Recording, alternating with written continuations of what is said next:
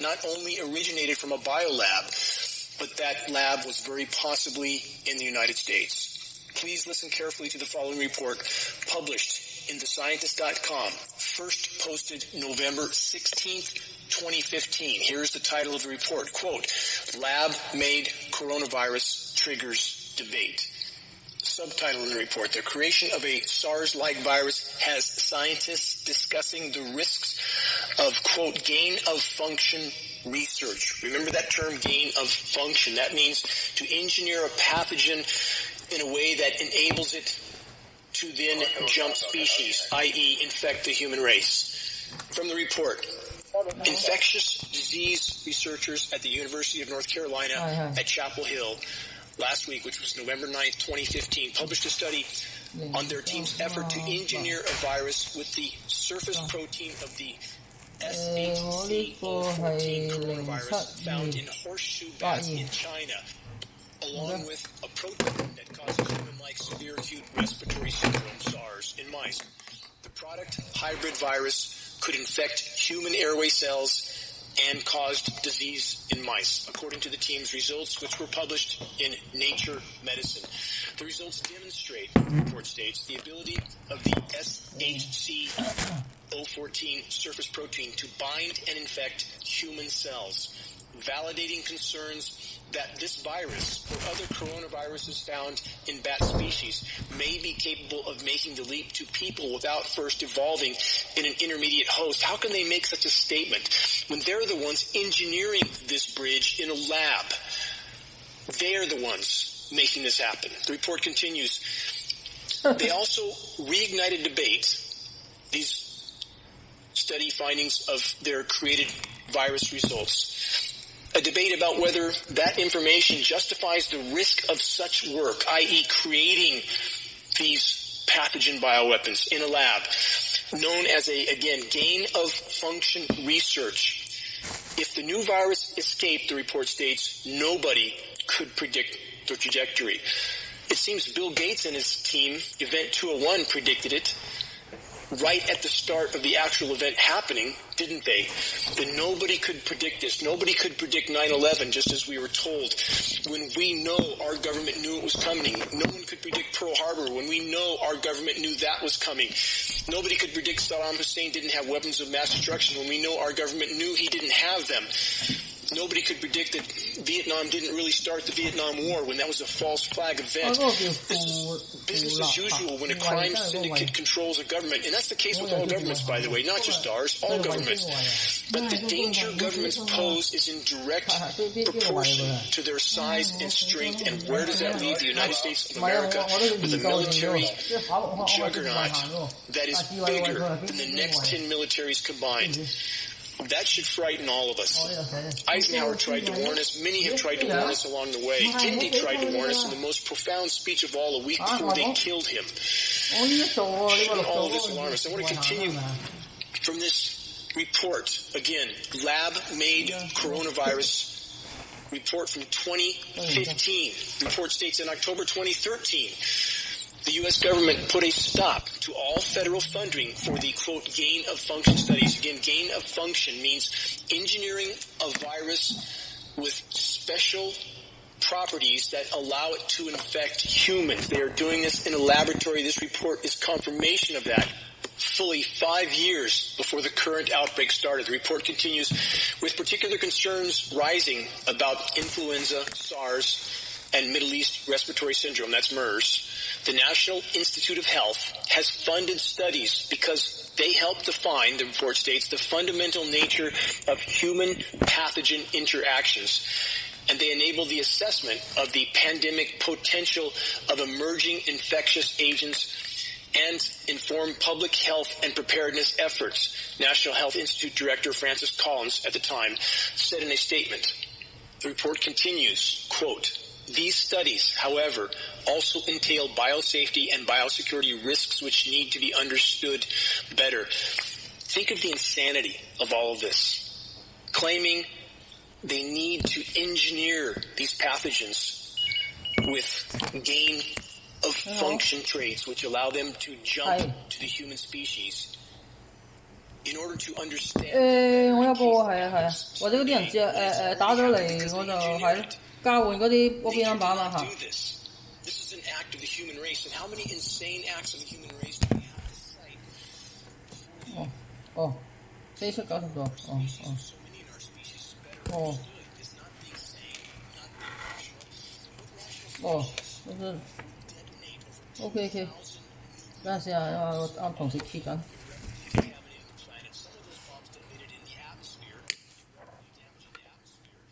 呢個07283，唔該。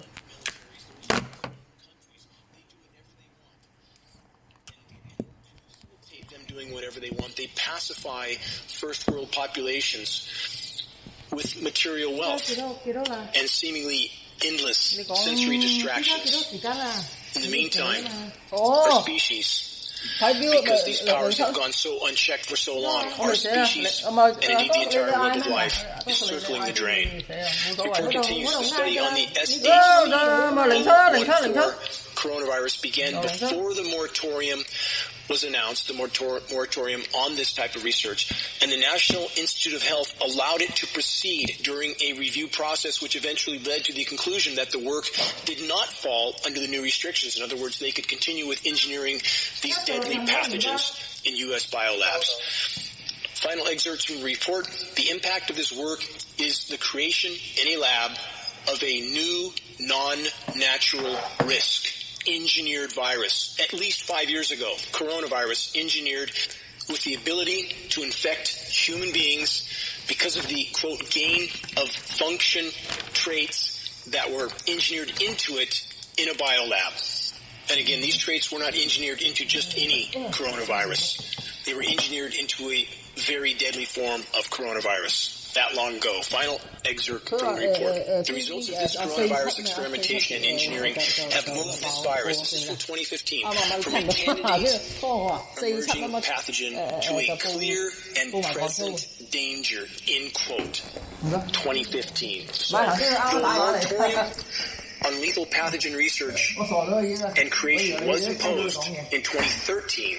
The experimentation and creation of the deadly coronavirus strain in the report just covered was allowed to continue by the National Institute of Health, and a deadly pathogen was created at least 5 years ago. And a reminder of this report I gave in last week's broadcast. The following headline is from 2017, published in Scientific American. Quote, U.S. lifts moratorium on funding controversial high-risk virus research. No moratorium anymore whatsoever as of 2017. For that report, the federal government announced that it lifted the moratorium on funding controversial research that involves genetically altering viruses in ways that might, what ridiculous terms in this context, that could make them more contagious, more deadly, or both. Called, the report states, gain-of-function research. This experimentation, critics say, risks triggering a catastrophic pandemic. From 2017, summary, the Trump administration lifted the deadly virus research and experimentation moratorium in 2017. And there is no could, may, might trigger a catastrophic pandemic. It's, again, like saying if you leap off a 100-story building, you could, may, might hit the sidewalk and be injured. Ridiculous. This is the sort of science, and quote journalistic communities we live in that increasingly have no relationship to reality. None. The most critically important breaking headline reports in a moment. But first, to each and every individual that is doing their best to stay informed, to abandon ideology, preconception, and bias, and to see the world through a clear lens, and to wake others, and to help turn the tide. Thank you. More than I can say. It is our collective efforts that can yet make a difference at this late hour. This is Dane Wigington from geoengineeringwatch.org. You're listening to the Global Alert News Hour, episode number 242, March 28th, 2020. In this broadcast, news that covers the issues we must face if we're to have any chance of changing course. This commercial-free frontline news broadcast is brought to you by geoengineeringwatch.org and paid for by geoengineeringwatch.org. This news hour is broadcast throughout Northern California on 1670 AM, 104.9 FM, and 105.7 FM. Saturday mornings from 6 to 7, Sunday mornings, same time slot, repeat broadcast. Recordings of this broadcast can be found at geoengineeringwatch.org under the recent top stories and radio sections. This broadcast is re-aired on the East Coast on the PRN radio network, Wednesdays at 2 p.m. The latest Geoengineering Watch awareness-raising materials can be ordered from the homepage of geoengineeringwatch.org for our approximate cost of producing and shipping. If you're in the Reading area, we leave free geoengineeringwatch.org informational materials at Orchard Nutrition. Talk to some of the Orchard staff in the vitamin section.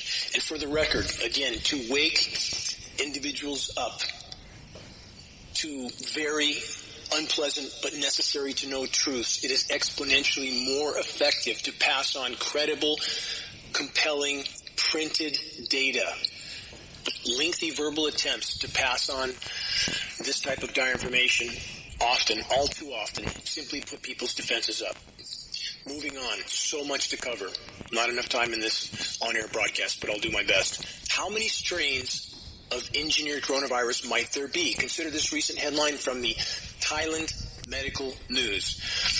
Coronavirus. Are we being lied to, or are the experts clueless, end quote? Let me stop there for a moment on the so-called, quote, clueless experts. How many of those do we have embedded into our society, embedded into the halls of academia? Experts that tell us it's safe to inject known neurotoxins into our systems in the form of vaccinations. And about how those vaccinations impact the coronavirus scenario, more on that later in this broadcast. But another example along the same theme, how many, quote, experts do we have in the halls of academia, in the meteorologist communities, climate science communities, that can't find the courage to acknowledge the climate engineering elephant in the sky, still towing the official false narrative that this is only condensation we see in our skies. And now more than ever, we need to consider what's being sprayed into our skies. What we already know is being sprayed, proven from lab tests from all over the globe, are highly toxic elements that are damaging countless aspects of our health, including our respiratory system, making us more susceptible to any form of pathogen, creating a long list of diseases that are known to be associated with elements like aluminum and barium. And when these elements are combined, it becomes much more toxic. So how many, quote, experts do we have in how many fields that are simply pumping out nothing but fabricated delusion that they feed to populations because that's what the power structure has ordered them to do, and that's what they receive their paychecks and pensions for? I'm sorry to be so critical of academia, but how could I not be? How few academicians are actually telling the truth on so many critical subjects, so many, quote, professionals and, quote, experts? How many are actually telling the truth? And this report from the medical news in Thailand is an acknowledgement of the lack of honesty in so-called academia. They continue with this. As the Thailand medical team combs through hundreds of research studies, some peer-reviewed, others not, it seems that, they say, the World Health Organization and the U.S. Centers for Disease Control and the National Institute of Health, that government officials in these agencies and authorities are either not telling us something or are lying or are, quote, clueless. The report continues. Chinese researchers have stated that the residual or dormant viral loads in the body of, quote, recovered, end quote, patients will have ongoing residual effects on the human body, just like HPV has the ability to cause a variety of cancers, or the herpes virus has the ability to cause neurodegenerative diseases, etc. Why is it that only the Thailand Medical News is addressing these facts? Why are no studies being conducted on these issues, considering the fact that the Chinese researchers are warning that some of the numerous strains, remember that statement, that as a result of their mode of attack on human host cells indicates that low-level infection of such strains can result in chronic diseases from cancer to tissue and organ damage. Why, the Thailand Medical Group states, is this not being reported? Why is it being covered up? And on that note, to weave something else into this, grabbing at one piece of the puzzle, as many in industrialized societies have been trained to do, and presenting that piece as the whole picture does not lead to credible database conclusions. The scenario we face on many fronts, from climate engineering to the vaccination assault to the engineered COVID-19 bioweapon, these equations are complex, and there are many layers. There are many agendas being carried out. And unfortunately, many sources of information are still pushing a narrative that, quote, the entire COVID-19 pathogen pandemic is just, quote, fabricated. This narrative is dangerous, to say the least. In many cases, the rationale of such sources is that, quote, because the COVID-19 pathogen is facilitating agendas of control, therefore the pathogen must be a hoax. The same sources have made the same baseless case about climate and biosphere collapse. They have claimed that because some are capitalizing off such collapse scenarios, then the scenarios must be fabrications. Again, completely factless reasoning. An example I have given many times and will give again now is this, that countless entities and individuals capitalize from wars. Does that mean the wars did not happen? Does that mean people did not die? Does such a question even deserve an answer? Moving on as quickly as I can. Again, so much data to cover in this broadcast. What else aren't we being told? From globalresearch.ca, this report. COVID-19, 2 major waves of global infection towards global contamination. From that report, the U.S. State Department and media are heavily promoting as theology that the COVID-19 is a, quote, Chinese virus and China spread it around the world, end quote, demanding apologies and more. One American law firm in Florida, in fact, has filed a class action lawsuit against the Chinese government seeking compensation for, quote, damages. There is substantial evidence that this American theology is not supported by the facts. There appears to have been 2 major, quote, waves of global infection. The first around the end of January, the second a month later. The first wave simultaneously infected 25 nations or provinces within a few days, centered around January 25th. The infected areas include Macau, Hong Kong, Taiwan, Singapore, Vietnam, South Korea, Sri Lanka, the Philippines, Cambodia, Nepal, Malaysia, Australia, Thailand, Canada, the U.S., Germany, Italy, the UK, France, Bavaria, Spain, Belgium, Russia, Finland, and the United Arab Emirates. 1 month later, the second wave simultaneously infected 85 nations within a few days, centered around February 25th. I don't have time to name all 85 nations. The list is easily researched. Moving on. Question. Could a natural virus, the report asks, have the ability to simultaneously infect 85 different countries on all continents of the world with outbreaks in multiple locations in each country within the span of a few days? More perplexing is that these countries were not all infected with the same strain of the virus, which means that the simultaneous infections in these 85 countries were not from the same source. Further, it is important to note that the high fatality rates are entirely within Italy, Iran, and China. For approximate figures, China's fatality rate is between 3% and 4%. That of Iran, about 7%. And Italy, at the highest, around 9%. Even more interesting is that if these countries did pass their strain of virus to other nations, those strains abandoned their lethality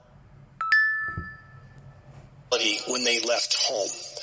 Of the 34 countries supposedly infected by Italy, for example, all exhibit very low mortality. The same being true of the Chinese or Iranian infections. The natural conclusion is that these viruses prefer their home populations, i.e., translation, The various genetic strains of the COVID-19 bioweapon were targeted for specific populations. The COVID-19 pandemic has understandably taken center stage. What factor is it imperative to keep in mind at this most critical crossroad in time? First, frontline data absolutely points to the conclusion that the COVID-19 virus is not an act of nature. Rather, it is the spawn of biological engineering. COVID-19 is a bioweapon. Next, the bottom line is this. Even if the COVID-19 bioweapon had not been released on populations, collapse was already upon us, already unfolding. Climate and ecosystem collapse forces societal collapse. These factors, in turn, force power structure total desperation. A point that geoengineeringwatch.org has tried to trumpet on the record for over a decade. The COVID-19 bioweapon is a manifestation of power structure, desperation, and insanity. This question must be asked and answered. Which global power center is responsible for the COVID-19 bioweapon creation and release? Again, consider that the U.S. military has some 400 biolabs. They say that money doesn't grow on trees. Again, an internationally award-winning film that highlights one stunning example of what we're not being told. The vast majority, even now, don't yet understand the gravity and immediacy of what's unfolding. Even if those in power allow a eventual temporary reprieve from the COVID-19 bioweapon assault, they can, at any future moment, release new and even more deadly pathogens. Those who wield power during these dark days can, at any point of their choosing, release pathogens that could take out most of the global population in the blink of an eye.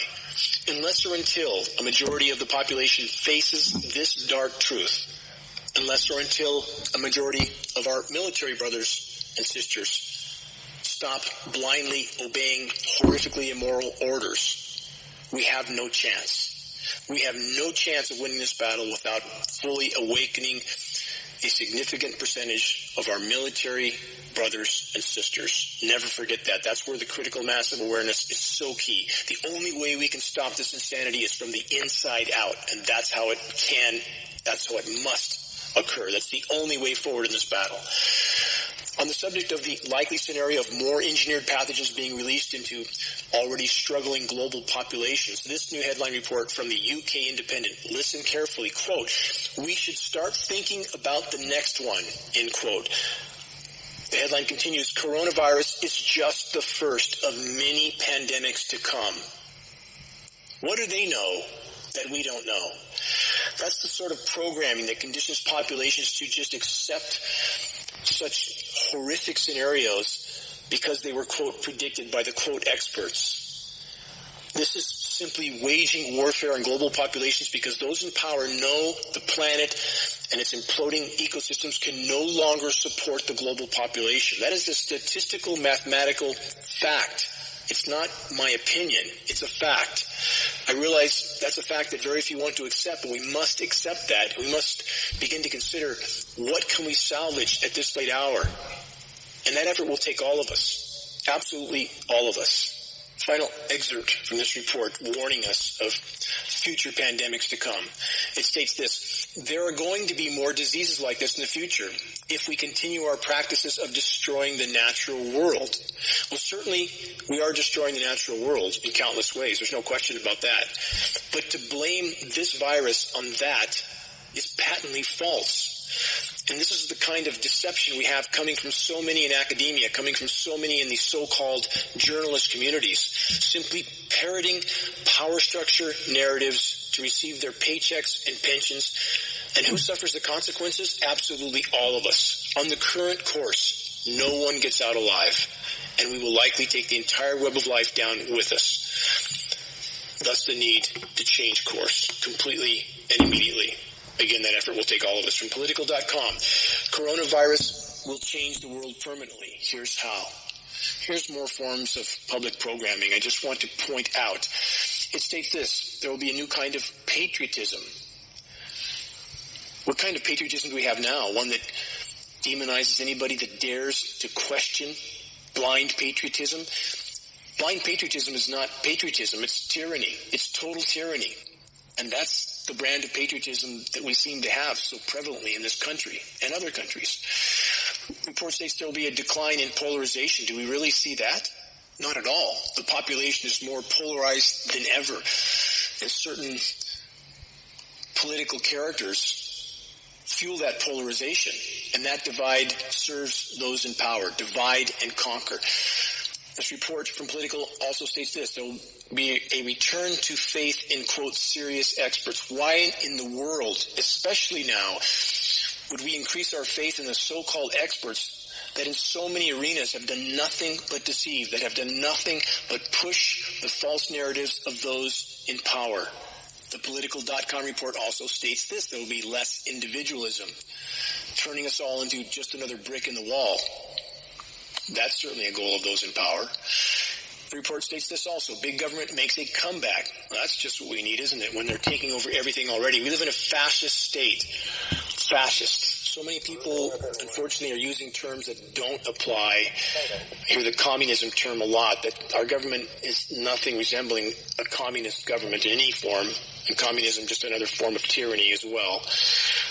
But the bottom line is our government most directly fits the definition of a fascist government. The Political.com report further states this: government becomes big pharma. Not becomes, is already and has been for a very long time. Government paying the bills for big pharma for all injury and death their products cause. That's being in bed completely with big pharma. Next point from the Politico.com report: revived trust in institutions. Been over that already. No valid reason to have more trust in institutions that have done nothing but deceive us, institutions that are bought and paid for by those who print the money. Next point: science reigns again. What kind of science? The kind of science that tells us we need to geoengineer our skies immediately.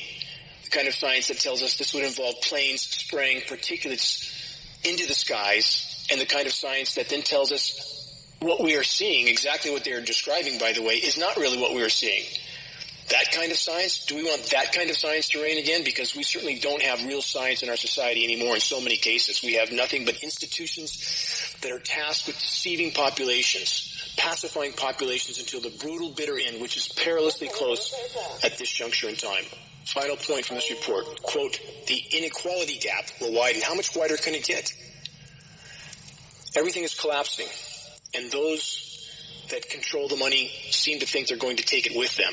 In fact, they're all leaving, aren't they? As I covered in a previous broadcast. From Bezos to 1,300 CEOs have stepped down. And they are the rats leaving the sinking ship. Don't they know that they are on the same ship? There's nowhere to hide. They can crawl into whatever space they want. They're still on the same ship. When the ship goes down, they will go down. I want to point out this report excerpt from medicalexpress.com. It states this: more than 3 billion people are living under lockdown measures as soaring death tolls in Europe and the U.S. continue to rise. This report states this: a United Nations warning states the coronavirus pandemic threatens all of humanity. It further states COVID-19 is threatening the whole of humanity, and the whole of humanity must fight back. UN Secretary General Antonio Guterres said, launching an appeal for $2 billion to help the world's poor. Let's stop for a moment to consider the absurdity of this figure. $2 billion to help billions of the world's poor, while at the same time, $2 trillion of printed from thin air fiat money has just been pumped into the U.S. stock market Ponzi scheme to prop it up for a few more days. $2 billion for the world's poor, $2 trillion to prop up the stock market Ponzi scheme.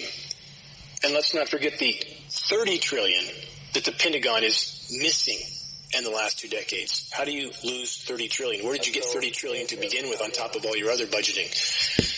We live in an asylum, an absolute asylum. Question on that note: how many have seen, or should I say suffered through, the mindless, moronic rhetoric being spewed from our so-called elected officials on the floor of the U.S. Congress? It was a true circus of clueless idiocy, a theater of the absurd, as they all gave their 1-minute narratives of why they supported the $2 trillion printed money out of thin air so-called stimulus package, much of it simply to temporarily support the very fascist corporations that are running the show already, but also to pacify populations until the brutal, bitter end, while those in power continue to tighten the noose around our collective necks. Bouncing back to the UN, and yet another disinformation effort from them, the UN environmental chief just said this about the COVID-19 bioweapon. Quote, nature is sending us a message. All these sources of power structure narratives, from the headline I covered earlier from the UK media to this, simply to program populations into believing a false narrative. The COVID-19 bioweapon is not an act of nature. But they keep parroting this, and eventually the lie becomes truth for so many, too many in our populations. But nature is not the source of the COVID-19 bioweapon.